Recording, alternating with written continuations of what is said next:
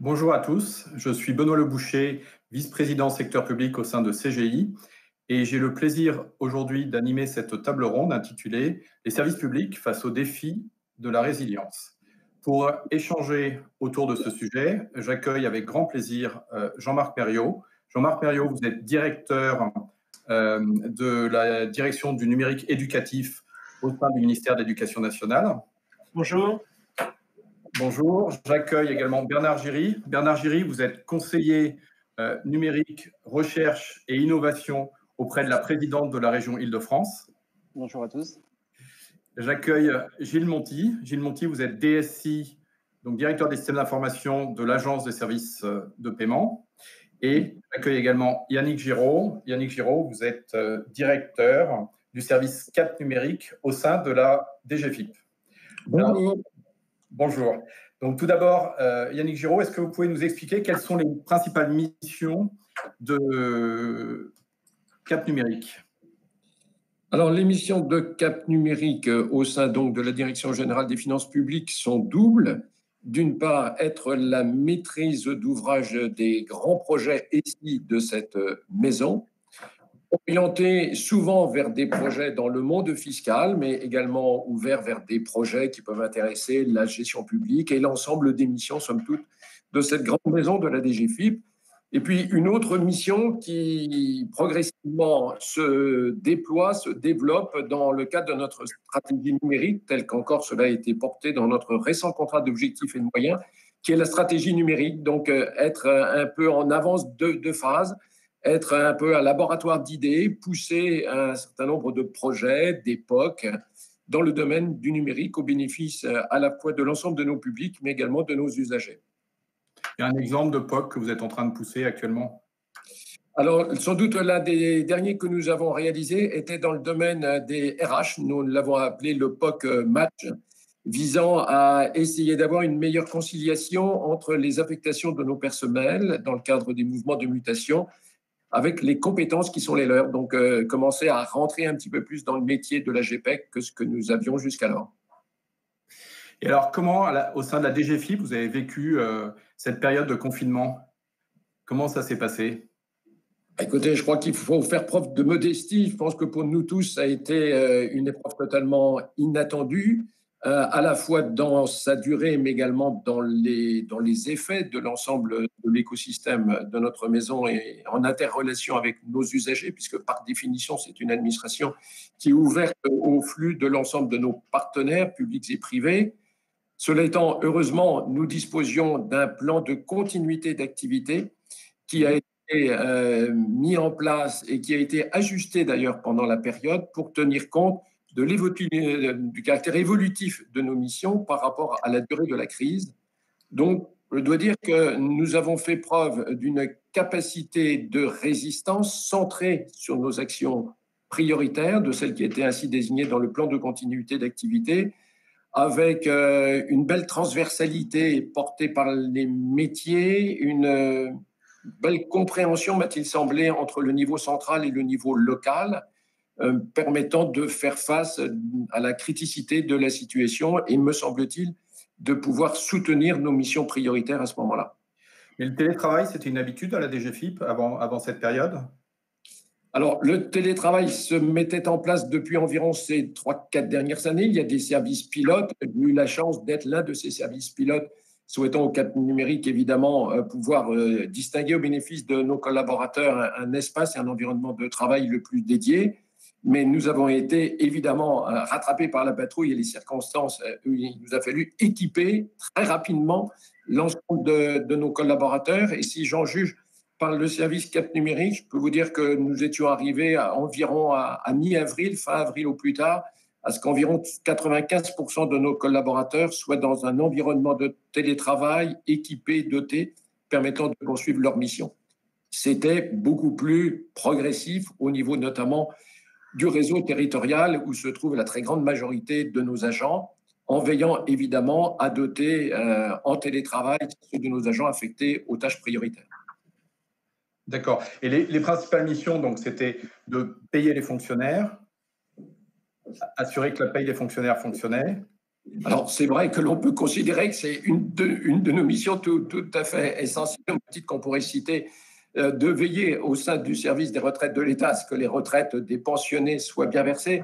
Mais je dois dire que plus largement, nous étions dans des temps d'actualité où il fallait être à la hauteur de l'événement. Je pense notamment à ceux de nos collègues travaillant dans les trésoreries hospitalières, de pouvoir suivre la chaîne de facturation et du paiement, quelque chose d'absolument essentiel dans les circonstances connues dans ces établissements sanitaires. Mais je dois dire aussi, nous étions dans une circonstance totalement inattendue, puisqu'à cette période-ci du mois d'avril, traditionnellement, c'est la campagne déclarative des revenus pour l'ensemble des foyers. Et se dire qu'à ce moment-ci, nous étions en confinement et que la très grande majorité de nos services étaient physiquement inaccessibles, voire la totalité, c'était tout de même une épreuve totalement inattendue, mais nous avons fait face. Et vous avez également une mission de soutien à l'économie. Alors, effectivement, vous avez raison. Nous avons notamment été sollicités par la mise en place de ce qu'il a été convenu d'appeler, de ce que le législateur a retenu sur la proposition du gouvernement, le Fonds de solidarité aux entreprises pour celles victimes de la période du Covid-19. Et la responsabilité au cas particulier du service que je conduis a été d'être en quelque sorte dans une organisation de task force pour être au plus proche de la préoccupation qui nous était adressée et de pouvoir, au bénéfice des petites entreprises, pouvoir leur verser sans délai l'aide à laquelle elles pouvaient prétendre de 1 500 € par mois. Et je veux dire qu'à ce niveau-là, sur cette activité économique de soutien aux entreprises, nous avons été particulièrement agiles, j'ose le mot, puisque nous étions capables d'ouvrir le service pour prendre en compte les demandes des entreprises le 31 mars, ceci étant la date de publication au journal officiel, donc le jour même où le texte normatif était publié, nous ouvrions notre service en ligne et les premiers paiements, environ 250 000, étaient versés dès le 4-5 avril. Ouais. Et alors, je vais me tourner maintenant vers l'éducation nationale. Jean-Marc Mériot, vous avez eu également des gros volumes à gérer. Vous avez, je crois que c'est un ministère où il y a à peu près 1 200 000 fonctionnaires, il y a 800 000 enseignants. Comment ça s'est passé ? Alors, disons que c'est vrai que l'organisation de l'éducation nationale a ses spécificités. Donc aujourd'hui, on sait bien évidemment les enseignants ont été amenés à pouvoir, en tout cas, ont dû s'adapter pour mettre en place la continuité pédagogique. Alors, cette continuité pédagogique, elle a reposé sur un certain nombre d'outils qui ne sont pas d'ailleurs proposés que par le ministère en tant que tel, hein, puisque les collectivités territoriales ont joué un rôle de premier plan aussi, et elles ont répondu présentes aussi sur les enjeux qui se sont offerts à nous avec cette crise, hein, en particulier avec les espaces numériques de travail. Il y a eu un gros travail des collectivités territoriales pour stabiliser l'ensemble des espaces numériques de travail qui ont connu pour certains plus de 400% d'usages supplémentaires en une journée. Donc autant dire qu'aujourd'hui, peu de plateformes sont amenées à pouvoir résister à autant d'usages en si peu de temps. Donc voilà, donc il a fallu, et il y a eu une très très forte mobilisation. Au-delà de ça, c'est vrai qu'on s'est beaucoup aussi appuyé sur l'offre Ma classe à la maison, hein, qui est une offre portée par l'opérateur du ministère de l'Éducation, le CNED, qui assurait aussi, qui pouvait donner la capacité à pouvoir faire cette continuité pédagogique. Mais c'est vrai qu'au-delà de la continuité pédagogique, il fallait assurer aussi la continuité administrative. Donc sur la continuité administrative, déjà au sein de l'administration centrale, il a fallu assurer aussi la mise en place du télétravail, et puis au-delà de l'administration centrale, sur l'ensemble des services déconcentrés, avec des situations plus hétérogènes, on va dire, on a aussi été amené à accompagner l'ensemble des académies pour permettre la mise en place de cette continuité administrative. Donc, 2 pans pour le ministère de l'Éducation, continuité pédagogique et continuité administrative. Et sur la continuité pédagogique, vous évoquiez les espaces numériques de travail. Vous avez combien de connexions par jour ?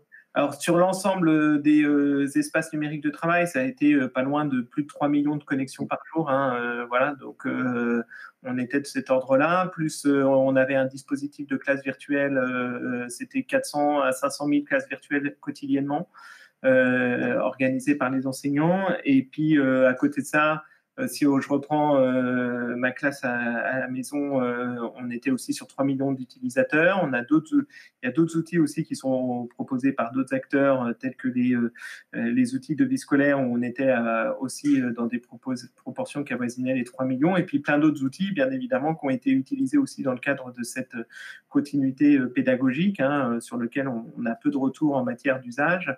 Et on sait que voilà, il y a eu aussi de forts usages. Donc, on a 12 millions d'élèves hein, aujourd'hui sur l'ensemble des différents niveaux, avec bien évidemment là aussi des disparités assez fortes, hein, puisque on a on va dire le second degré était beaucoup plus préparé à l'utilisation du numérique. Donc collège et lycée, avec bien évidemment des politiques portées par les collectivités territoriales, voilà, qui ont fait qu'il y avait une certaine, en tout cas une plus grande maturité sur ces enjeux-là, et plus compliqué pour le primaire, sachant que bien évidemment dans les enjeux du primaire, la question de la continuité pédagogique est aussi plus délicate, puisque les enfants n'ont pas le même âge, on est dans un accompagnement aussi pédagogique totalement différent, donc tout ça devait revêtir aussi d'autres spécificités. Donc voilà un peu comment on a été amené à pouvoir gérer la situation. Et sur les 12 millions d'élèves, vous estimez qu'il y en a combien qui ont pu suivre des cours à peu près au quotidien, quasiment conformes à ce qu'ils suivaient au préalable? Alors, je pense qu'il ne faut pas raisonner sur une conformité par rapport à ce qui se passait au préalable, parce que ça a pris des formes totalement diverses et qu'on ne peut pas faire de comparatif par rapport à… les enseignants ont dû s'adapter, ils ont été amenés à pouvoir faire que, bah voilà, ils puissent en tout cas assurer la mission qui était la leur pour accompagner les élèves. Voilà. Après, on sait qu'on a eu quelques élèves qui ont particulièrement décroché dans cette période-là, mais on a réussi dans l'ensemble quand même à garder le contact. L'objectif quand même de cette période-là, c'était de garder le contact avec tous les élèves. Et donc l'enjeu, c'était de permettre de garder ce contact, d'aller chercher ceux avec qui on n'avait pas, en tout cas, où le contact était plus difficile. Donc, ça a été tout l'enjeu qui a été porté, bien évidemment, par toutes les équipes académiques, que ce soit les enseignants, mais aussi les acteurs académiques, et puis les acteurs aussi de la vie scolaire dans les établissements scolaires. Donc, c'est tout ça qui s'est mis en… Voilà, qui s'est organisé pour répondre à cet objectif. Et Bernard Giry, donc vous aussi, vous avez l'espace numérique de travail, et donc vous avez rencontré également la même situation, une explosion d'utilisation sur l'ENT. Oui, c'est vrai, c'est que Ah, on vous entend. Vous m'entendez? Oui, c'est bon. Pardon. Là, on vous entend, oui. C'est mon micro qui était mal. Oui, effectivement, puisque le 16 mars, le jour du confinement, on est passé environ de 400 000 connexions à 4 millions de connexions. Sur l'ENT, donc c'est vrai que ça a provoqué un certain nombre de problèmes et qu'il y a eu 48 heures un peu compliquées, mais je pense que toutes les équipes se sont mobilisées, tant à la région que les partenaires techniques, pour rétablir. Et c'est vrai que, pour terminer sur quelques chiffres, globalement, on a eu, au cours de cette période, 130 à 140 000 nouvelles personnes qui ont découvert l'ENT. Alors pour mémoire, l'Île-de-France, c'est environ 40 000 enseignants et 430 000 élèves. Et donc ce qui veut dire qu'on a été… ces ENT qui a été conçu à la fois comme un support, entre guillemets, additionnel au cours, est devenu finalement un élément central de la pédagogie et de la continuité pédagogique. Alors effectivement, il y a eu d'autres outils, le CNED a mis en place un certain nombre de choses, mais c'est vrai que au travers de l'ENT, on a été amené à évoluer et à intégrer de nouvelles fonctionnalités. Donc, par exemple, la classe virtuelle n'existait pas avant la crise, elle était prévue, mais on a été amené à accélérer son développement.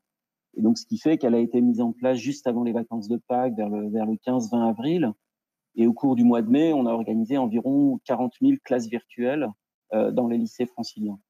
Donc, c'est vrai qu'on est de la même manière, c'est devenu un outil aussi de messagerie. C'est un élément assez important de contact. Et on est passé à environ 800 à 900 000 mails échangés chaque jour, sans compter, je dirais, l'explosion des forums et des blogs. On a bien vu qu'autour de cette période, un outil collaboratif permettait aux enseignants qui étaient obligés de s'adapter, qui ont dû accélérer aussi leur formation au numérique, et se sont organisés au niveau des échanges entre eux, avec leurs pairs, etc. Et puis, en tout cas pour nous, ça a été aussi l'occasion d'accélérer des déploiements qui étaient prévus. Je pense aussi à une ou deux autres fonctionnalités, type Pearl Trees, etc. D'accord. Et vous avez donc il y a le numérique, il y a l'éducation, l'éducatif, et vous avez dû également déployer une centrale d'achat dans des délais assez records. Oui, alors on avait aussi, donc ça c'est la partie lycée, et puis il y avait la partie région Île-de-France en tant que telle. Donc pour mémoire, la région Île-de-France, c'est 10 000 agents, 8 000 dans les lycées, 2 000 au siège. Et donc pour pouvoir continuer à fonctionner, il y avait le télétravail, ce qui nous a permis et on a environ 98% des agents qui ont télétravaillé. Alors c'est vrai que le fait d'avoir déménagé à Saint-Ouen il y a 2 ans, le télétravail avait été inscrit dans ce déménagement, donc tout le monde était équipé. Malheureusement, on avait déjà fait l'expérience du télétravail au cours des grèves de décembre, donc il y avait un certain rodage. Et évidemment, on est allé bien au-delà au cours de cette période, mais ça nous a permis effectivement d'aller assez vite.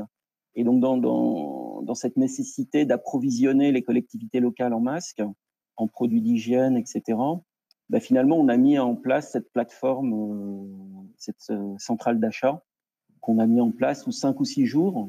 Mais là aussi, c'était possible compte tenu de l'infrastructure numérique qu'on avait préparée, qui était là au préalable et sur lequel on a pu construire cette centrale d'achat.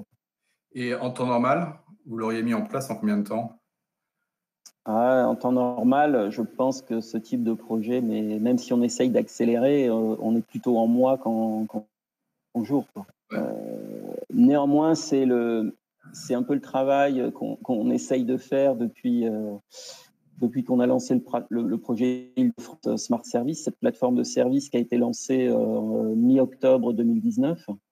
Et tout l'enjeu, c'est d'avoir cette usine à service, et cette usine numérique à côté, au service des différentes directions. Donc c'est vrai que cet outil aussi nous permet d'accélérer. Et je pense qu'aussi là, cette notion de plateformisation n'est pas toujours évidente à comprendre ou à imaginer. Mais tout d'un coup, dans le cadre de cette crise, on a eu besoin, on devait résoudre des problèmes, et il y avait là un outil à disposition, des équipes, une méthode de travail, ce qui fait qu'on a pu à la fois travailler aussi sur des services type les pistes cyclables temporaires, les solutions Covid, la centrale d'achat, et puis bien d'autres sujets qui maintenant qu'on retrouve un fonctionnement un peu plus normal, on va travailler aussi sur les bornes électriques pour voitures. Enfin, voilà, une grande hétérogénéité de services qui correspond finalement au plan régional. Donc le fait d'avoir cette plateforme, d'avoir travaillé sur cette plateforme les dernières années, vous a permis d'aller beaucoup plus vite en fait.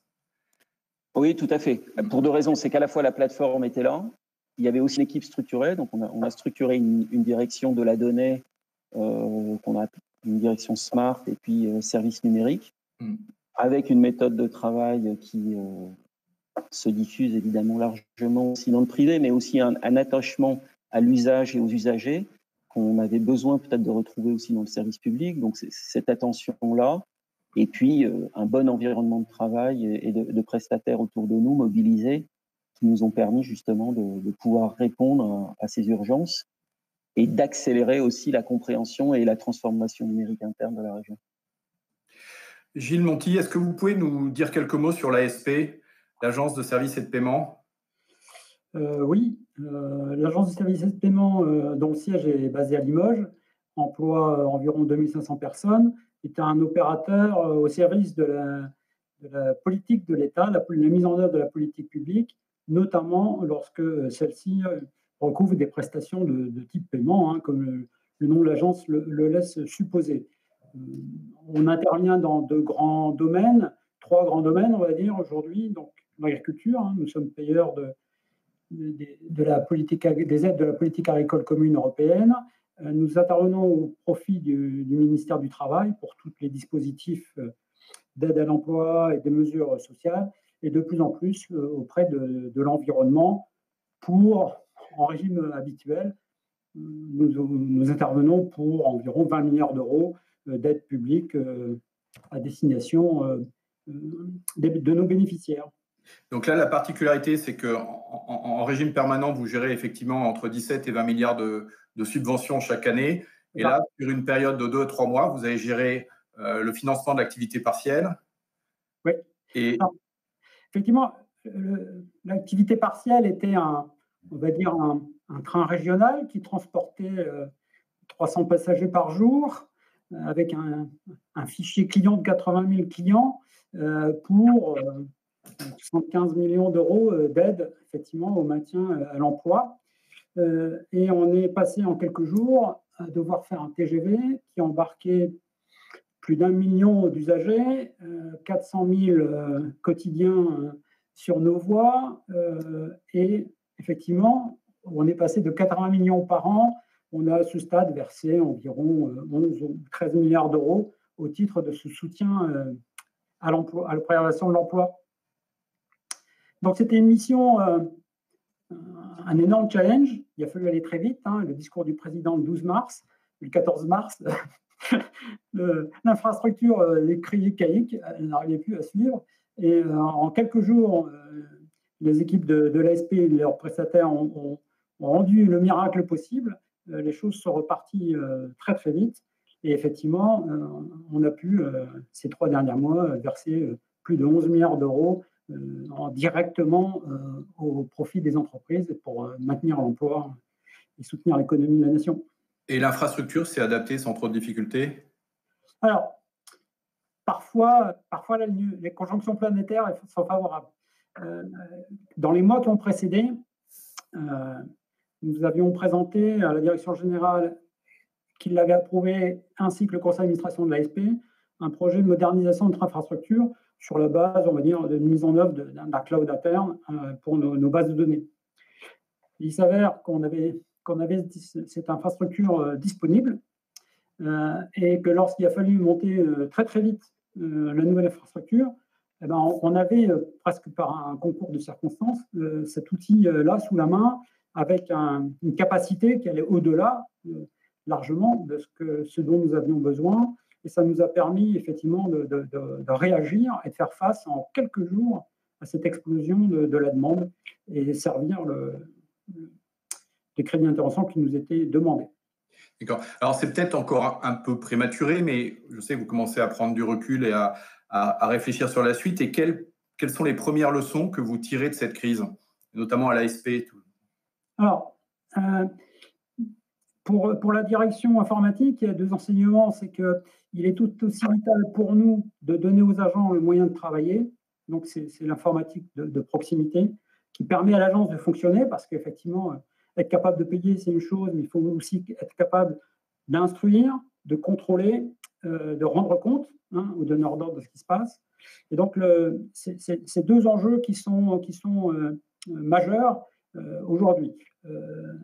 L'autre enseignement, c'est qu'il faut absolument mobiliser un collectif en mode d'équipe intégrée, ce qui a vraiment parfaitement bien fonctionné, avec l'appui et le suivi de grande proximité de notre ministère de tutelle. Ça a beaucoup aidé, qui a aidé aussi, nous a aidé à travailler sur le processus, le réglementaire, etc., faire en sorte que le tout s'ajuste pour atteindre l'objectif de performance qui a été redoutable en quelques jours. Et ça, je pense que l'établissement de ce lien de proximité, de collaboration, à la fois en interne, entre les différents métiers de l'agence, mais aussi avec nos donneurs d'ordre, a été certainement un des gages de succès. On a l'appui du ministère.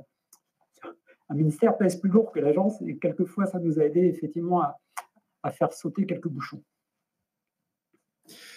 Et Bernard Géry, au niveau des leçons à tirer, vous m'avez dit, en 2 mois, on a gagné 4 ans.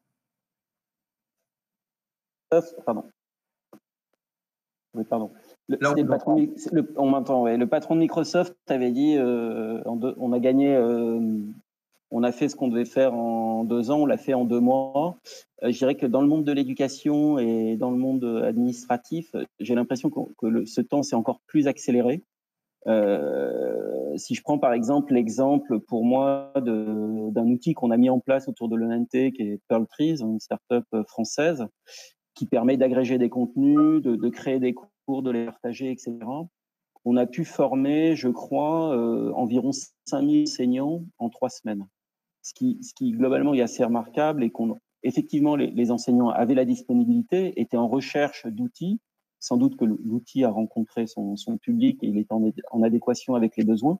Mais tout d'un coup, on avait à la fois une disponibilité, la nécessité de résoudre un problème et finalement des outils qui étaient à leur disposition pour avancer. Et donc, je crois qu'effectivement, et c'est tout le sens de ce que des assises du numérique éducatif que le ministère de l'Éducation nationale veut lancer au mois de novembre et en région au préalable, c'est comment on capitalise sur ce qui s'est passé. Et je pense que, d'autant que nous ne sommes pas à l'abri, alors personne ne peut prédire l'avenir, mais on voit quand même que on n'est pas à l'abri en cas, non pas d'un confinement général, mais peut-être de confinement temporaire ou de confinement d'un lycée, etc.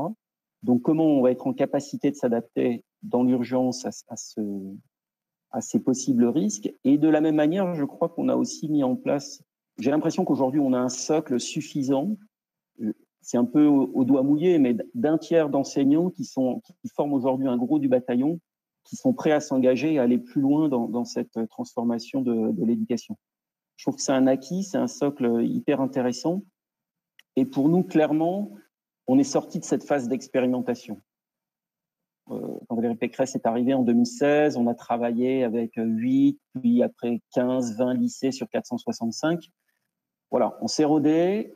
Pour mémoire, hein, je vous rappelle que le Wi-Fi était interdit dans les lycées d'Île-de-France quand je suis arrivé.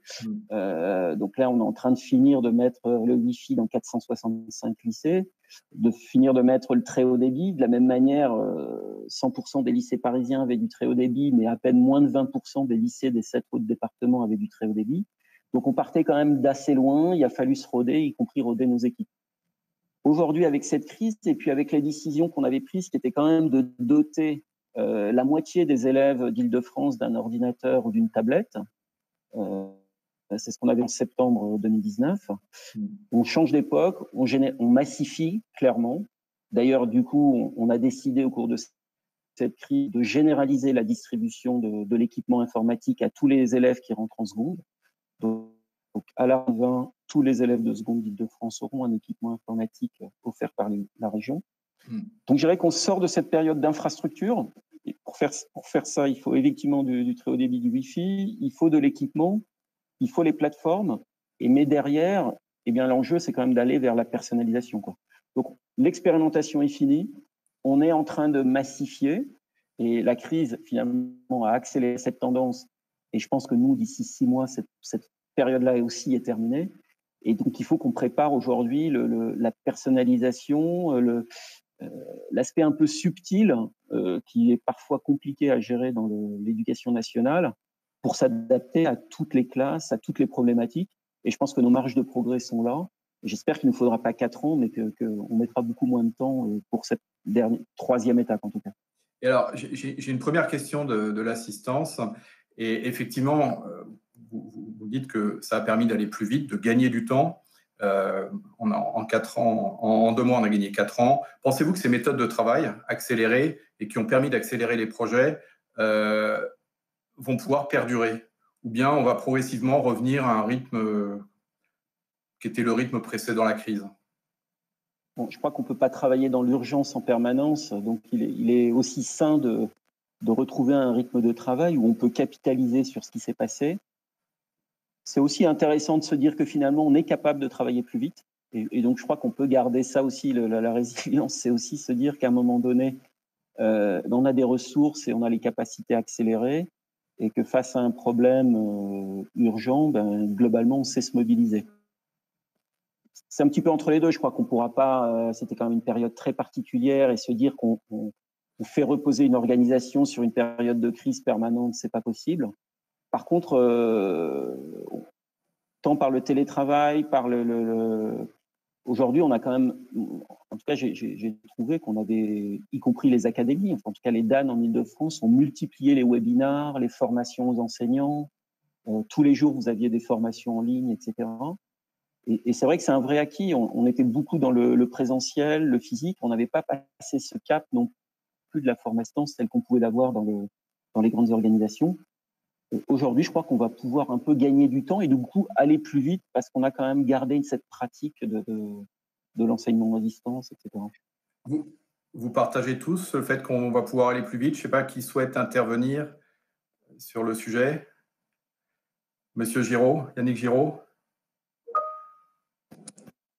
Je crois que ce qui est dit là est tout à fait également notre intention, c'est-à-dire qu'il faut savoir tirer le bilan tranquillement de ce que nous avons réalisé et connu et en tirer le meilleur. D'ores et déjà, le directeur général, Jérôme Fournel, a souhaité charger 2 de ses directeurs territoriaux d'une mission, par exemple, sur la thématique de l'accueil. Je vous le disais à l'instant, nous étions tout de même en plein l'un des temps forts de l'accueil physique de nos usagers. Or, cette campagne s'est très bien déroulée, si on en croit le nombre total de ceux qui, dans cette période-là, ont déposé en ligne ou ont accepté, puisque c'était la première année de la réforme, d'aller sur la déclaration automatique. Donc, il faut regarder les acquis de ce que nous avons réalisé et pouvoir poursuivre sur la diversification des outils en ligne, sur la compréhension et l'acceptation de la part de nos usagers de ces outils.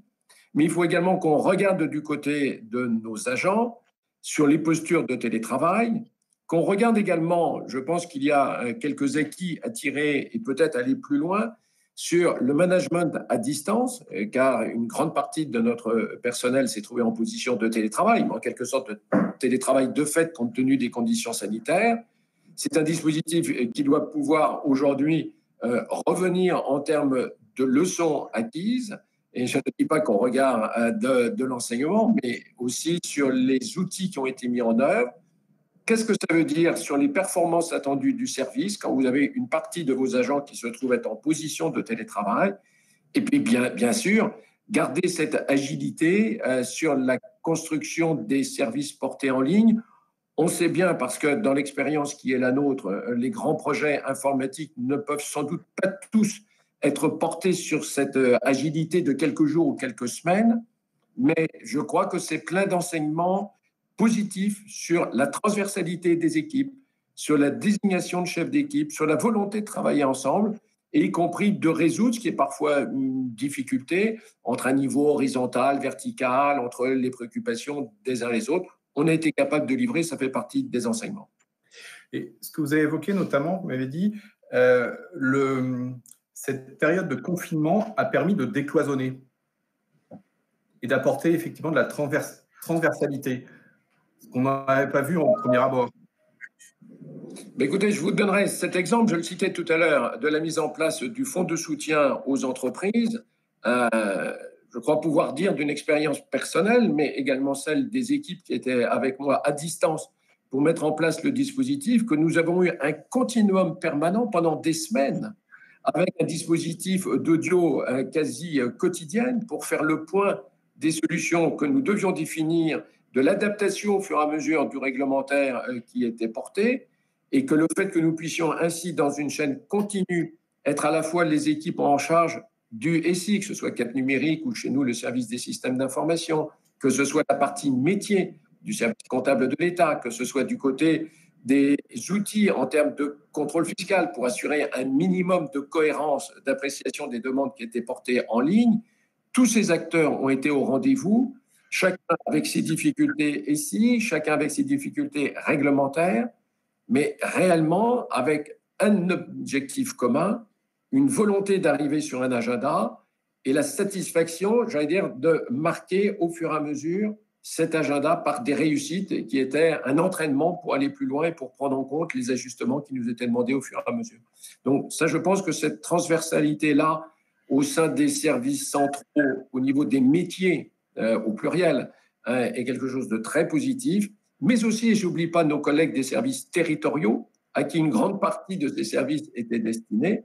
On a su également recevoir l'appui de collègues qui n'étaient pas forcément à ce moment-ci de leurs travaux en charge, eh bien, de se mettre à disposition pour nous, de leur offrir la possibilité à distance d'atteindre telle ou telle base de travail, telle ou telle banque de données, et de pouvoir travailler. Donc, une écoute du niveau central par rapport aux besoins des services locaux, avec une fluidité à ce niveau-là, oui, plein d'enseignements et d'espoir pour l'avenir. D'accord. J'ai une question autour des PCA. Donc, on sait que dans chacune des organisations, il y a des PCA. Ça a été l'occasion de les tester, ça va être l'occasion de les adapter. Comment on les a utilisés, ces PCA? Donc, ces plans de continuité d'activité? Ouais, je peux vous dire qu'à notre niveau, ce plan de continuité d'activité, compte tenu de la durée durant laquelle nous nous sommes trouvés de le déployer, a dû être ajusté parce que les préoccupations en termes des métiers, lorsque vous êtes à la fin du mois de mars, ne sont pas celles du mois d'avril, encore celles du mois de mai.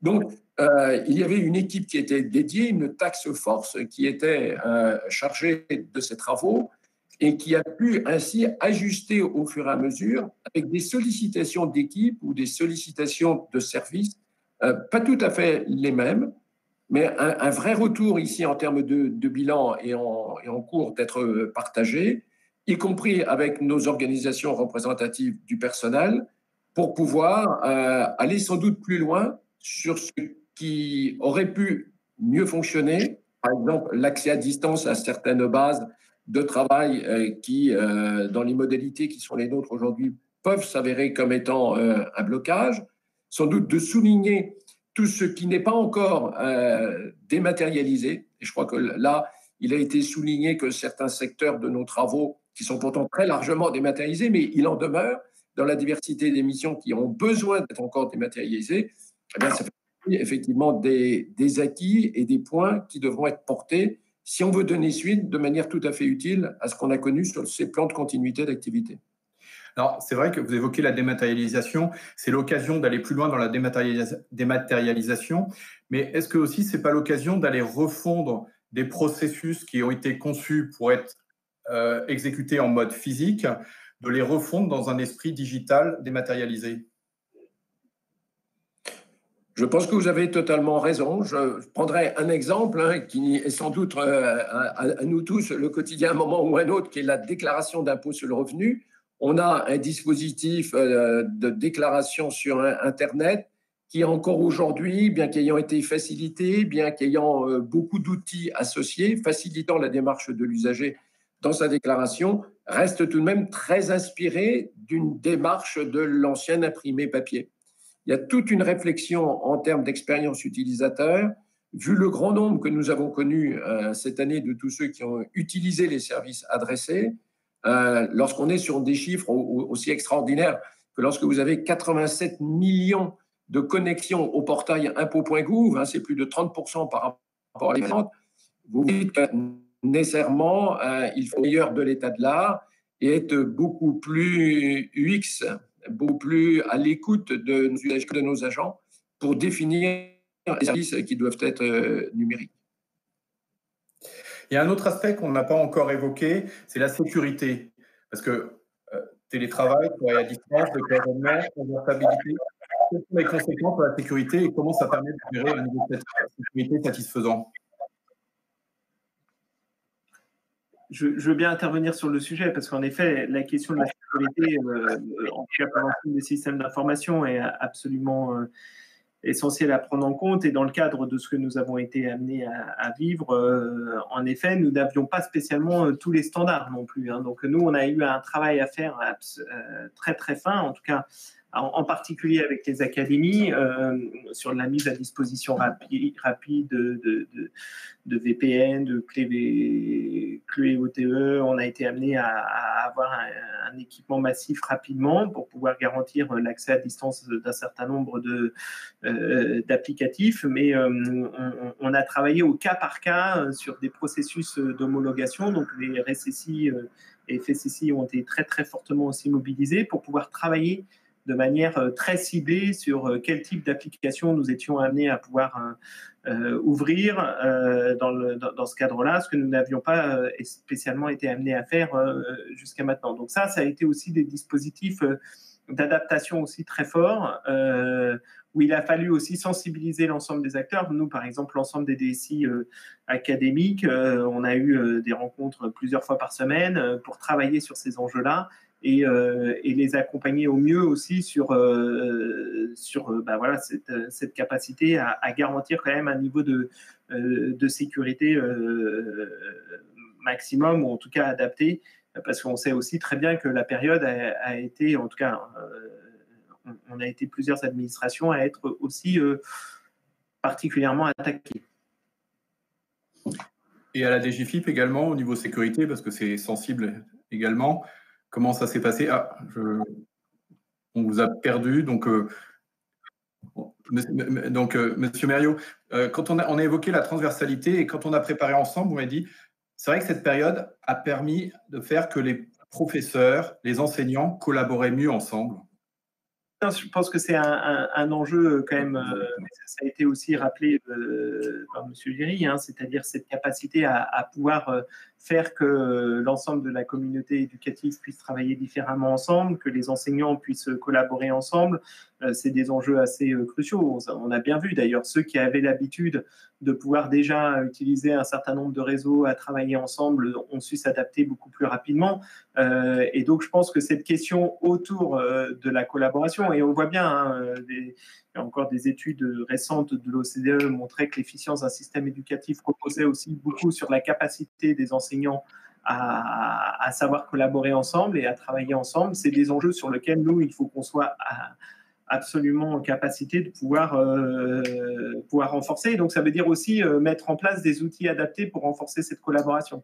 Et ça, on a encore beaucoup de travail à faire pour offrir, d'une certaine façon, les communs numériques à l'ensemble des agents du ministère, que ce soit les agents administratifs ou les enseignants. Et donc, c'est sur cette base-là aussi qu'on arrivera à construire une culture numérique commune. Mais ça veut dire également former, lancer des formations. Mais là aussi, comme ça a été rappelé par M. Giry, sur la question de la formation et de l'accompagnement. Il a souligné que les DAN, les délégués académiques au numérique dans les académies, faisaient des webinaires tous les jours en matière de formation. C'est, je dirais, plus aussi la question des compétences numériques des enseignants et des élèves, parce qu'il ne faut pas oublier non plus les élèves. Donc, comment on est en capacité de pouvoir renforcer le développement de ces compétences numériques. Donc là, plusieurs outils sont à disposition. On généralise à la rentrée le déploiement de PIX, qui est la plateforme de certification des compétences numériques des élèves. Donc on a déjà fait pas mal d'expérimentations jusqu'à maintenant et on généralise, c'est-à-dire tous les élèves de 3e auront une certification en lien avec les compétences numériques. On a aussi le déploiement de certification, en tout cas de prise en compte des compétences numériques, même en fin de CM2, donc en fin de cycle terminal. Donc tout cet enjeu-là où on certifie les compétences numériques des élèves est absolument essentiel.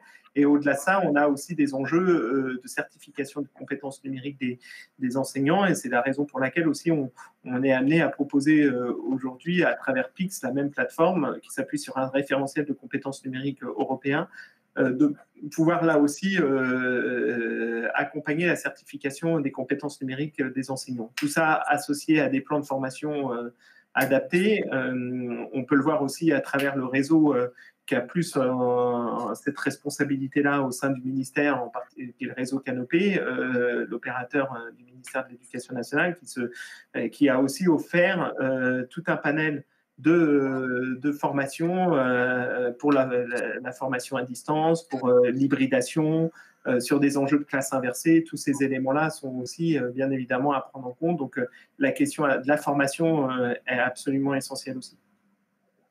J'ai une question qui vient d'arriver sur la sécurité. On revient sur la sécurité. Est-ce que vous pensez, Jean-Marc Mériot, que les outils, les ENT notamment, sont suffisamment sécurisés? On va dire qu'ils ont fait beaucoup de progrès et je pense que là-dessus, voilà, les ENT s'appuient sur un schéma directeur technique. Hein, donc, ils ont été amenés à pouvoir vraiment développer cette compétence-là en matière de cybersécurité aussi. Et je pense qu'ils ont été amenés à pouvoir répondre à un certain nombre d'enjeux en matière de sécurité. Ils ont été aussi amenés, pour certains, à pouvoir subir quelques attaques, mais concrètement, ils ont aussi su faire face. Et c'est vrai que ça a permis quand même, plus que les ENT aussi, hein, il ne faut pas oublier que nous avons voilà, nous sommes sur le réseau Renater pour l'ensemble des établissements scolaires et l'opérateur Renater nous a aussi fortement accompagnés dans ce cadre-là pour nous permettre de pouvoir répondre à un certain nombre d'enjeux en matière de sécurité. Donc c'est tout ça que nous avons été amenés à mobiliser dans la période. Et Bernard Giry, vous partagez également le fait que les ENT, l'ENT Île-de-France est suffisamment sécurisé? Une fois qu'on dit ça, on n'est jamais sûr de rien. Mais en tout cas, avant la crise, j'avais demandé à ce qu'on procède à un audit de sécurité en profondeur de l'ENT. Et donc, il va démarrer cet été. Donc, je pense qu'aujourd'hui, face à l'augmentation des usages, d'étranglement qui pouvait être l'infrastructure a été réglé. Moi, j'ai besoin de me réassurer aujourd'hui sur cette partie sécurité. Bon, donc, c'est tout le sens de l'audit qu'on va conduire tout cet été sur le NTT. Une question également sur le cloud. On a parlé de débordement, on a parlé d'explosion des transactions, explosion des volumes. Est-ce que ça veut dire qu'on va pouvoir recourir davantage au cloud? Monsieur Gilles Monti, vous souhaitez intervenir sur le sujet? Comme je vous l'ai dit, on avait vraiment eu la chance d'avoir pu initier, nous, notre projet de cloud interne, ce qui nous a permis d'avoir l'infrastructure, d'être en mesure d'avoir la scalabilité nécessaire pour faire face à cette explosion de la demande. Donc, on n'a pas eu à faire appel à un débordement externe. On avait dans la maison ce qu'il fallait. En revanche, c'est bien la prise en compte et la recherche de cette scalabilité et la prise de conscience qu'elle était de plus en plus indispensable à la réponse que peut amener l'agence au pouvoir public. Hein. L'action publique est de plus en plus dictée par une contrainte de délai, souvent dans des mesures qui soutiennent l'économie, avec donc de grandes attentes. Et donc, ce besoin de scalabilité et de souplesse dans l'infrastructure, on l'avait heureusement anticipé. Néanmoins, effectivement, sur quelques sujets, on a été mis en difficulté, notamment sur l'accueil téléphonique, hein, parce que lorsqu'on parle beaucoup de processus dématérialisés, quand vous avez une explosion du processus dématérialisé, une explosion du nombre d'utilisateurs sur un process qui est un peu nouveau pour des entreprises. Il y a des entreprises qui n'avaient jamais envisagé un jour de recourir à l'activité partielle, qui n'avaient. Vous avez coupé le micro? Non. C'est bon. Là, c'est bon. Donc, là où il y a eu une explosion qui nous a mis avec un petit retard, effectivement, un peu sous tension, ça a été la téléphonie, hein, globalement. Et c'est un sujet sur lequel on regarde effectivement notre capacité à être en débordement, à la fois sur des prestataires pour la prise d'appel, parce qu'il y avait une attente, un niveau de service attendu qui était élevé, mais aussi y compris dans l'infrastructure, parce que là, la téléphonie, elle est très élastique. Et ce n'est pas le cœur de métier de l'agence, par définition. Et sur le cloud, est-ce que l'un d'entre vous souhaite ajouter quelque chose?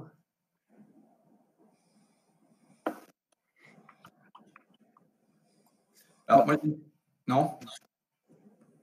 J'ai une question qui revient souvent sur les formations culturelles, parce que tout ça, c'est de l'ajustement culturel, au-delà des formations techniques. Il y a un besoin d'apprendre à travailler différemment. Est-ce que là, vous estimez qu'il va falloir passer par des sessions de formation spécifiques, notamment comment travailler à distance, comment manager à distance les équipes? Yannick Giraud, vous souhaitez intervenir? Oui, je peux vous dire qu'effectivement, l'ensemble de ces points que vous citez sont dans nos préoccupations aujourd'hui. J'étais très sensible de ce que disait M. Mériot en indiquant qu'il fallait s'orienter en tout état de cause vers une mise à niveau et une facilitation d'usage des outils numériques. Ça vaut bien sûr pour nos publics, pour nos usagers, mais ça vaut également pour nos agents. Et ça fait partie exactement de la stratégie numérique que nous mettons en place au cours de la période récente et que nous allons accentuer au cours de ces prochains mois. Et notamment, nous étions un de ces services qui a eu recours à Pix pour voir quelle était la place que nous pouvions donner à nos agents dans la délivrance et sous quelles conditions d'un passeport numérique. Parce que je pense que la diversification des usages comme la diversification des outils nécessite à ce que les agents puissent se repérer, avoir confiance et se trouver dans un environnement cohérent, mais très différent par rapport à celui qui a été le leur vraisemblablement au cours des années antérieures. Alors, cela étant, cette formation et ce point d'interrogation des usages, on parle beaucoup, et c'est normal, de formation cet après-midi, de préoccupations autour des outils. Je peux attester que ce sont sans doute des préoccupations similaires que nous avons aujourd'hui dans nos propres établissements de formation. Lorsque j'entendais tout à l'heure la mise en place de classes virtuelles, je crois qu'il y a partage, et grâce à ce point de rendez-vous cet après-midi, me semble-t-il que nous pourrons aller les uns les autres au-delà, parce que pour nous, c'est sans doute un des points d'interrogation et un des défis d'avenir de pouvoir disposer de manière sécure, dans une vraie compréhension à la fois de la part du collègue en charge d'enseignement et de la part des jeunes en formation dans nos écoles professionnelles, de pouvoir se situer dans de nouveaux environnements. Donc, je partage totalement cette préoccupation de dire ce que nous avons vécu a été un défi technologique au regard des outils, mais je pense que c'est également un défi en termes de compréhension de transformation au regard de l'usage de ces outils. Peut-être, si je peux me permettre, pour la question de la formation, hein, on a développé au sein du ministère de l'Éducation nationale une plateforme de formation à distance dès 2014 et 2015, hein, qui aujourd'hui est amenée à former entre 250. Cette plateforme qui s'appelle Magistère, et on était parti du constat qu'il fallait former au et par le numérique, c'est-à-dire que c'était parce qu'on avait une formation au numérique, par le numérique, qu'on allait former aussi au numérique. Et donc c'est dans cette aussi stratégie-là qu'il nous faut utiliser ces outils-là dans une dimension culturelle, parce que je pense que l'enjeu que vous êtes amené à soulever sur la dimension culturelle est absolument essentiel. C'est-à-dire qu'aujourd'hui, justement, il faut passer de la dimension purement technologique à cette dimension d'une culture commune autour du numérique, et cette capacité à pouvoir, là aussi, dépasser certains a priori, certaines craintes, certaines appréhensions par rapport au numérique. Et tout ça, c'est aussi un enjeu au sein de la communauté éducative quand même aussi très, très fort. Et c'est là-dessus qu'on va axer aussi les états généraux du numérique pour l'éducation, parce que ça nous semble être un des enjeux aussi forts aujourd'hui à porter.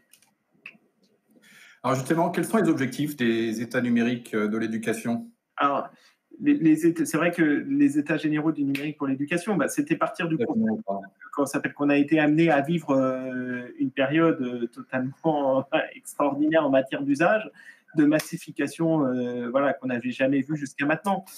Donc, il faut qu'on arrive à capitaliser sur tous ces enjeux-là. Et donc, on a identifié 5 thématiques qui nous semblent au cœur même de ce que nous avons été amenés à vivre. La question, bien évidemment, de la fracture, parce qu'on a des enjeux de fracture numérique qui sont encore quand même très présents, et il faut qu'on travaille, que ça soit en matière d'équipement, mais au-delà de l'équipement, il y a tous les enjeux en termes d'électronisme, de travailler sur tous ces enjeux aussi qu'on a amené à développer sur l'accompagnement des familles, parce que pour nous, c'est aussi des enjeux très forts dans le cadre de l'accompagnement qu'on est amené à faire en matière de numérique pour l'éducation.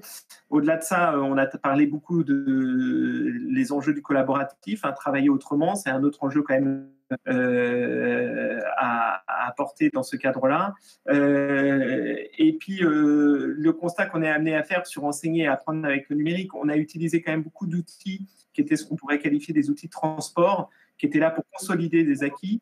On n'a pas utilisé le numérique dans l'acquisition de nouvelles compétences ou de nouveaux savoirs. Et donc là-dessus, on a un travail aussi. On doit passer à une autre forme du numérique demain, qui devra nous permettre de pouvoir travailler sur la personnalisation, comme c'était précisé aussi par M. Géry tout à l'heure, sur de la différenciation dans les apprentissages, sur l'utilisation de l'intelligence artificielle. Il va falloir qu'on soit en capacité aussi de pouvoir porter ça demain, parce qu'on l'a bien vu, hein, au bout de 2 mois, il fallait qu'on passe à une autre forme de numérique qui n'était plus seulement que dans la consolidation, mais qui était aussi dans l'acquisition.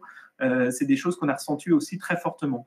Et on a aussi d'autres enjeux qui sont très en lien aussi avec des enjeux de souveraineté, et ce qu'on appelle, nous, les enjeux de souveraineté pédagogique, d'une certaine façon.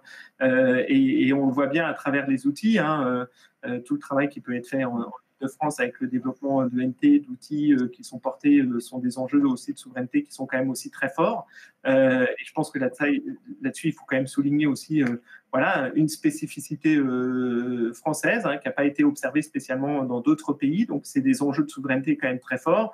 C'est être en capacité de pouvoir offrir le cadre de confiance dans le cadre de l'utilisation des données, parce que la donnée est au cœur même de nos préoccupations aujourd'hui. Et donc, c'est des enjeux aussi quand même qui sont absolument essentiels. Et puis, une dernière thématique autour des enjeux de gouvernance. Parce qu'on a bien vu qu'il fallait sûrement passer à d'autres formes de gouvernance, que ce soit avec les collectivités territoriales, dans des enjeux, voilà, même si on est amené bien évidemment à travailler très étroitement, mais là, on a des enjeux de gouvernance qui doivent nous permettre de pouvoir sûrement travailler différemment aussi ensemble, et puis aussi d'anticipation, parce qu'on vient de vivre une crise, on en vivra sûrement d'autres, et donc notre capacité à pouvoir s'adapter aussi fait que il faut qu'on soit, en tout cas qu'on adopte aussi notre capacité à pouvoir répondre à des crises, et donc à mettre en place aussi des administrations de crise, ce qui n'est pas spécialement voilà, une dimension que le ministère de l'Éducation nationale avait intégrée jusqu'à maintenant, et c'est des choses qu'il faut aussi pouvoir porter de manière collective. D'ailleurs, comment ça fonctionne, les états généraux du numérique? C'est-à-dire que là, actuellement, il y a une phase de réflexion collective.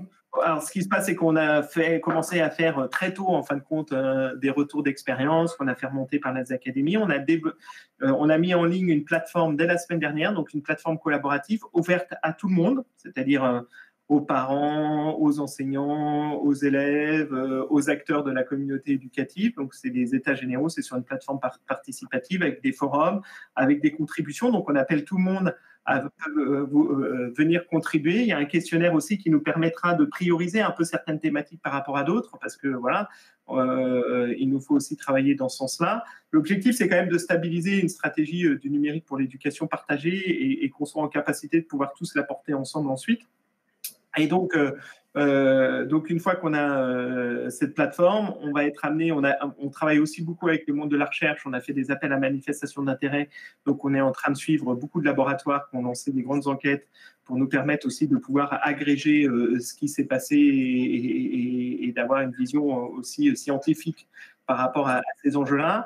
Et à la rentrée de septembre, on organise des états généraux territoriaux, en tout cas chaque région académique va être amenée à organiser des états généraux territoriaux pour pouvoir, là aussi, parce qu'on sait aussi que le numérique se pense en proximité, il ne se pense pas non plus que, voilà, et que donc tout cet enjeu-là, en tout cas le numérique pour l'éducation, se pense réellement en proximité. Et donc, du coup, il faut qu'on soit en capacité de pouvoir travailler là aussi avec tous les acteurs de terrain, et donc ces états généraux territoriaux sont là pour pouvoir là aussi contribuer à cette stratégie partagée, et on aura une synthèse de tout ça le 4 et 5 novembre à Poitiers pour nous permettre d'essayer de déterminer les lignes de force, et surtout un plan d'action associé qui nous permettra de pouvoir ensuite travailler dans la durée sur ce que nous avons vécu et comment nous allons nous projeter ensuite. Et alors, vous évoquez la personnalisation de masse, ce qui est toujours un concept difficile à mettre en œuvre, mais qu'on peut facilement, qu'on peut bien appréhender. Est-ce que cette personnalisation de masse, ça passe effectivement par la mise en ligne d'un certain nombre de cours, et notamment par un renforcement des MOOC?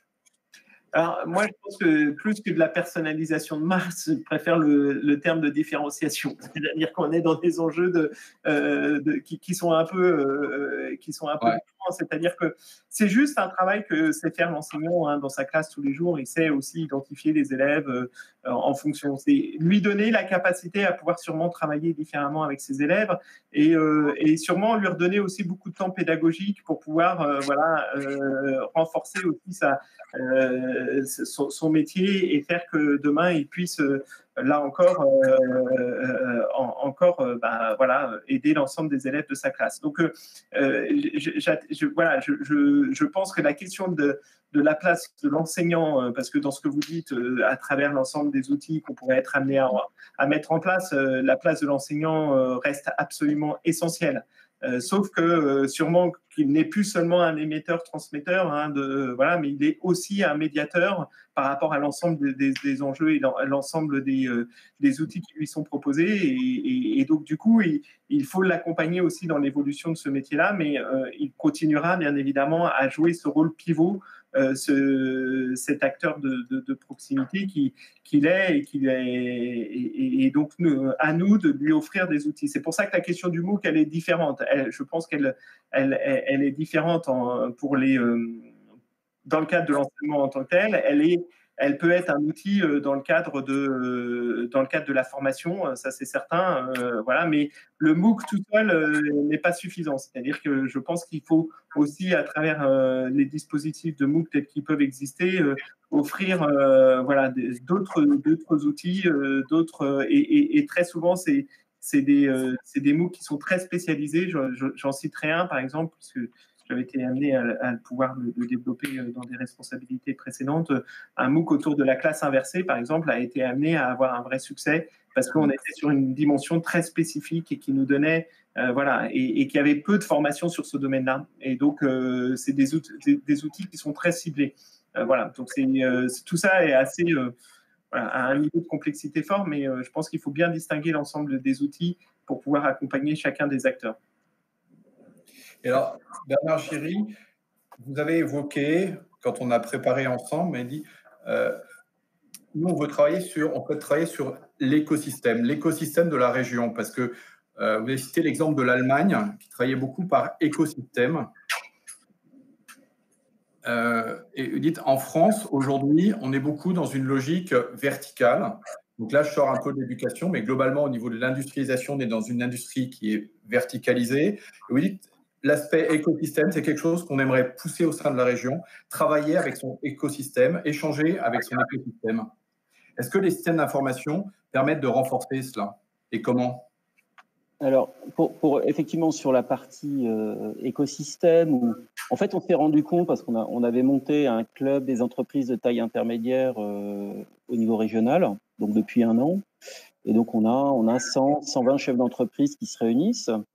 Et en fait, le président du groupe, Pierre-Olivier Brial, qui est le patron de Manutan, a été très surpris et impressionné par la solidarité qui s'est dégagée entre ces acteurs et par les liens qu'il a pu créer au moment de cette crise, quoi.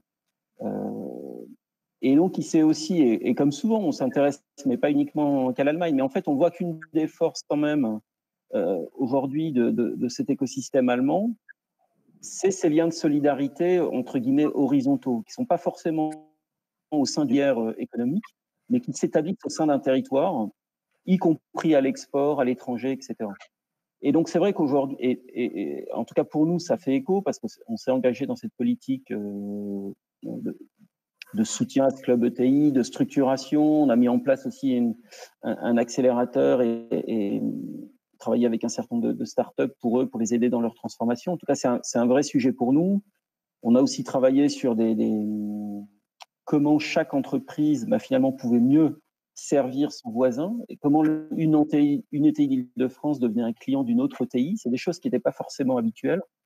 Et donc là, effectivement, la notion de plateforme numérique est très simple pour pouvoir formaliser ces échanges informels qui ont lieu dans une période un peu particulière et qui se sont accélérés pour pouvoir les aider, et surtout dans cette période quand même compliquée économiquement, à refaire du chiffre d'affaires, à recréer du business à un échelon régional. Et là, les plateformes numériques sont assez intéressantes pour finalement prolonger ou compléter ce qu'ils ont commencé à faire de manière informelle, de manière directe. Évidemment, les deux resteront valables. Mais on a un acquis aujourd'hui. C'est vrai qu'on accepte aujourd'hui, en tout cas pour le public, plus facilement des réunions à distance, ces échanges informels numériques qu'on pouvait Et vous pensez que la crise a renforcé ce besoin d'échange entre les entreprises? Complètement. On a quand même un grand nombre de chefs d'entreprise. C'est quand même très difficile pour eux, qui peuvent être perdus, manquer un peu de confiance, se dire là face à ce challenge de perte de chiffre d'affaires, de perte de marché. si vous êtes une entreprise de l'aéronautique aujourd'hui, quand on vous dit que le marché ne reviendra pas avant 2024, comment vous faites, quoi? Et donc, je crois que l'État, les régions, et en tout cas nous, au niveau régional, c'est vrai qu'on est beaucoup plus proche des PME et des ETI. On va essayer effectivement de les accompagner parce qu'on a appelé un pack relance. C'est en fait de les aider à redéfinir cette stratégie. Donc, à la fois à favoriser ces échanges. Et par exemple, dans le club ETI, on a un certain nombre de chefs d'entreprise qui se sont désignés comme mentors pour aider bénévolement, pour aider et accompagner des PME ou des PME qui sont en train de grandir ou proches des ETI, à se repositionner, pareil, des gens qui ont fait leur transformation numérique, à les inciter à profiter de cette crise pour aller plus loin. Et c'est vrai que l'exemple de Manutan est assez intéressant. Vous avez une entreprise historique qui est challengée par des acteurs quand même assez forts et qui n'avait pas le choix d'aller vers sa transformation numérique, d'intelligence artificielle, et qui a aussi vu les startups comme un élément de ressources humaines. C'est pas toujours facile pour une ETI qui est localisée dans un territoire où il y a peu d'ingénieurs ou peu de lieux de formation à recruter. Et finalement, de travailler avec une start-up ou un intégrateur comme vous, c'est une capacité pour lui finalement d'avoir des ressources qu'il ne pourrait pas recruter, quoi. Donc voilà, donc tout ce challenge-là et vous avez raison, la notion de solidarité entre chefs d'entreprise. Et ce qui nous conduit, là, on a aussi engagé, on parlait de bilan, d'assises, d'étapes. En tout cas, on va conduire une grosse étude avec un certain nombre, un organisme universitaire et de recherche autour des ETI et de la façon de les accompagner et de développer ça en Île-de-France. Et derrière, donc, c'est les systèmes d'information qui vont permettre d'appuyer ce renforcement des échanges. Vous avez une feuille de route au niveau des systèmes d'information. Est-ce que la crise a infléchi cette feuille de route, l'a confortée, ou bien vous dites non, il faut complètement la réécrire et repartir de quelque chose de nouveau? Alors, bon, nous, on est dans une période particulière, parce qu'il y a des élections dans 9 mois, donc dire qu'on repart de zéro, c'est peut-être compliqué. C'est vrai. Non, par contre, on a mis à jour les failles dans le système. Tout à l'heure, on parlait de dématérialisation, de numérisation. En fait, on s'est rendu compte qu'à certains moments, il fallait encore une signature physique et papier. Qui n'avait peut-être pas forcément été vu, ou en tout cas qui n'apparaissait pas dans le process de notre schéma informatique, etc., comme un élément perturbant, et qui, au moment de la crise, pour accélérer le paiement aux entreprises, etc., est devenu un problème. Donc, ça a mis à jour effectivement ces trous, ces failles. Ça permet, je crois, aussi de porter les budgets. Et vous le savez qu'on va être confronté, y compris les collectivités, à une baisse des ressources et des recettes massives, en tout cas pour les 2-3 années qui viennent. Donc effectivement, c'est l'arbitrage et l'allocation des ressources. Mais du coup, c'est vrai que tout le monde a bien compris que ce n'était pas ce budget-là qu'il fallait couper. Bien au contraire, c'est sans doute ce budget-là qui allait nous permettre de continuer à être plus efficaces et aussi d'améliorer la qualité du service public. Et de fait, on est aussi confronté à une attente du citoyen qui de toute façon avait l'habitude d'un certain nombre d'usages dans sa vie privée, qui là au travail, pendant 2 ou 3 mois, en tout cas pour ceux qui étaient en télétravail, etc., a renforcé ses habitudes d'usage d'outils, ce qui veut dire que cette tendance-là doit vraiment être confortée et accélérée. Enfin, la qualité du service aujourd'hui, elle est physique et digitale, y compris pour les services publics. Et c'est là-dessus qu'il faut qu'on continue à investir. Et vous, Gilles Monti, à l'ASP, vous allez revoir la feuille de route ou dérouler celle qui prévalait avant la crise? Alors, je pense que la feuille de route, on l'a réinterrogée et en fait, elle embarquait déjà pour nous une grosse dynamique autour de la simplification des process, leur dématérialisation croissante, s'appuyant sur un socle de sécurité. On est certifié ISO 27001 pour nos opérations européennes, ce qui fait qu'on avait un socle technique et sécuritaire qui nous permettait d'embrayer. Donc effectivement, la crise a probablement un effet aura un effet accélérateur et surtout de mettre en exergue des dimensions clés. Je rebondis assez bien sur cette dimension de signature qu'on connaît bien au monde de la sphère publique, du petit document qui doit être signé avant de pouvoir passer à la comptabilité. Et effectivement, c'est des sujets qu'on n'avait peut-être pas nécessairement dans la feuille de route. Mais dans les grands fondamentaux, l'agence était déjà dans une dynamique. Elle est juste, on va dire, renforcée. Je tiens aussi à dire quelque chose, j'en profite de la parole.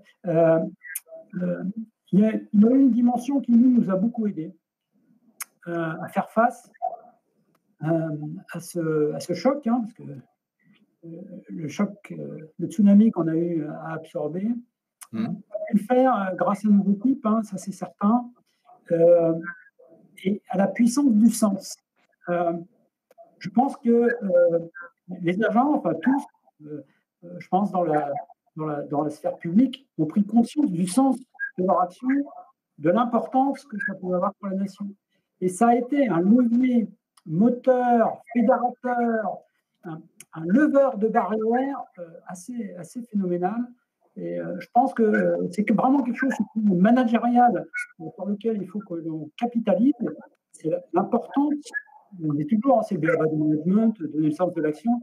C'est tellement un BABA que c'est la leçon numéro 1, le manager, donner le sens. Mais en même temps, on oublie un peu. Et là, honnêtement, il était tellement évident le sens que ça a emporté une grande adhésion des collaborateurs qui ont fait des choses incroyables, un collectif. J'aimerais avoir le même collectif tout le temps, parce qu'il y avait cette compréhension vraiment intime de l'impérieuse nécessité de faire les choses. Et ça a été aussi déterminant que d'avoir une infrastructure, que d'avoir une techno, que d'avoir le portable. C'est d'avoir les gens qui avaient vraiment conscience qu'il fallait y aller, qui avaient vraiment conscience de l'enjeu, de l'importance de la tâche à accomplir. Et ça, bien sûr, la crise amène ce qu'on évoque là tous en ce moment, le PCA, la sécurité, machin, etc. Donc, il y a aussi un enseignement managérial. Alors, bien sûr, on travaille à distance, etc. Mais il y a aussi... Attendez, ouais. Allez-y. Ouais, je termine. Et là, ce qui va être intéressant, c'est de pouvoir capitaliser justement sur ce sens qui a été partagé, cet objectif partagé et ce dynamisme que vous avez vécu au sein de vos équipes. Oui, alors, je pense qu'effectivement, il y a des effets qui vont perdurer, j'en suis convaincu. Le travailler ensemble, on l'a vu, on l'a tous vécu. On a généralisé le télétravail, c'est devenu la norme. L'exigence de l'unicité de lieu et de temps commence à se détendre en faveur, effectivement, d'un travail collectif qui traverse plus que par le passé nos organisations, qu'elles soient hiérarchiques ou géographiques. Et ça, c'est un élément vraiment fort sur lequel il va falloir capitaliser à l'avenir, parce que ça a créé une forme de dynamique sur laquelle il est essentiel de capitaliser. Et Yannick Giraud, à la DGFiP, la feuille de route, elle va évoluer également ou...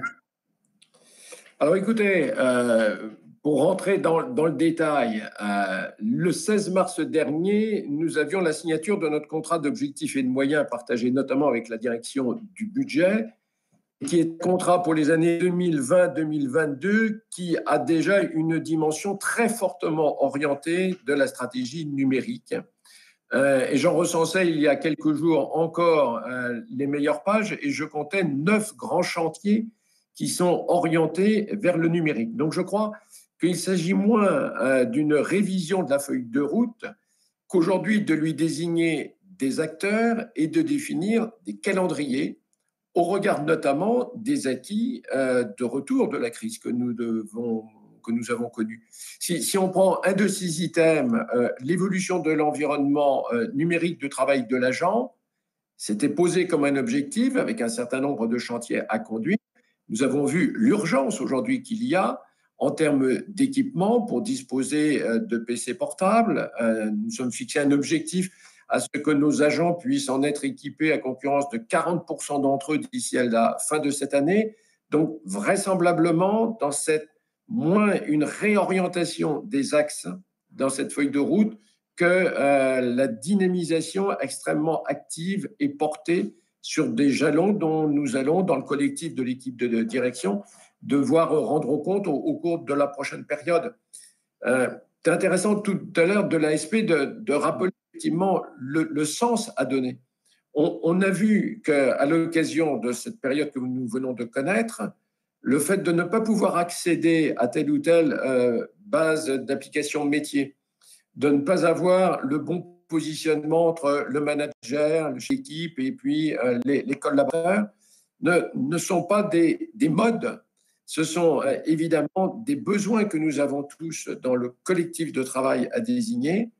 Et le fait qu'on ait, nous, notre feuille de route ainsi très récemment signée, va constituer un levier pour donner sens à cette stratégie du numérique.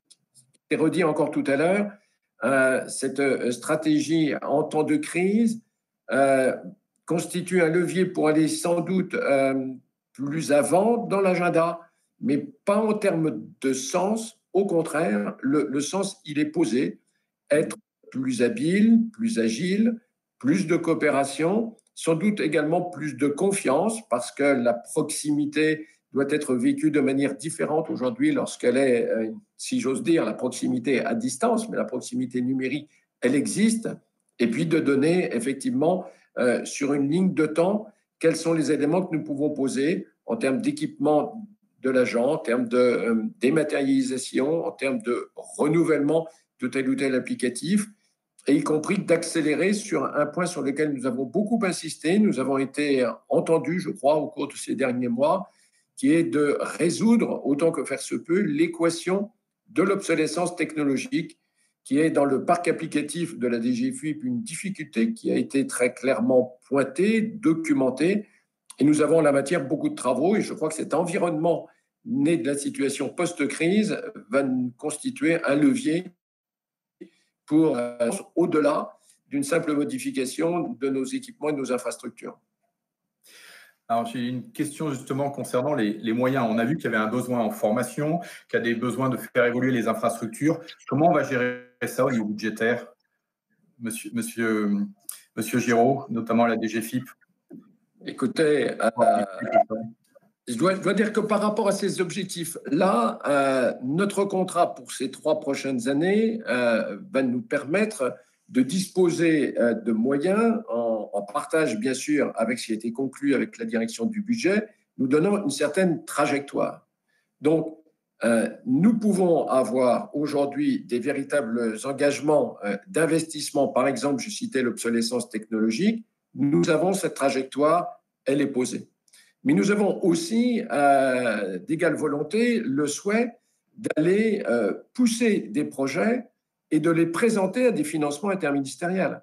Nous venons récemment, au début d'année, c'était juste avant la crise, c'était au mois de février, nous avons déposé 2 dossiers de projets très, très conséquents en termes d'infrastructures et si orientés vers le numérique, que nous avons soumis au Fonds de transformation de l'action publique. À la sortie du confinement, au début du mois de juin, nous avons reçu des réponses positives. C'est une autre manière d'aborder la question financière. Oui, nous aurons besoin de budget. Oui, il faut du volontarisme en la matière, mais pas simplement peut-être dans une relation bipolaire entre une administration dépensière et puis la direction du budget, mais aussi la capacité, y compris peut-être à l'interministériel, de développer des projets qui puissent recevoir un financement tel ceux, soit au sein du ministère avec le fonds de transformation ministériel dont nous disposons, soit du côté du fonds de transformation de l'action publique.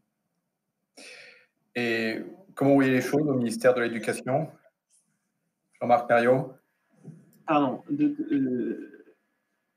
Nous, à notre niveau, bien évidemment, les enjeux et les moyens financiers, je ne vous cache pas que pour tout ce chantier tel qu'on l'a identifié, les enjeux d'un plan de relance seraient les bienvenus pour nous permettre d'accompagner un certain nombre d'enjeux tels qu'ils sont soulevés aujourd'hui. Donc voilà, donc on est aussi dans l'attente de voir dans quelle mesure, en particulier sur les différents dispositifs qui pourraient être mis en place post-crise, nous pourrions être à même de réussir à pouvoir mobiliser un certain nombre de moyens, parce que bien évidemment, il y a des moyens importants à mobiliser par rapport aux différents axes que on a été amené à identifier. Bien, écoutez, je vais vous remercier. On a balayé pas mal de sujets. On a vu que derrière les systèmes d'information qui étaient des facilitateurs, ce qui restait très important, c'était le culturel, l'humain, la gestion des femmes et des hommes. Et c'est ça qui restait au bout du bout. Je vous remercie encore une fois pour la qualité des échanges, l'intérêt de cette table ronde, et je vous souhaite une très bonne journée. Merci, au revoir. Merci. Merci, au revoir.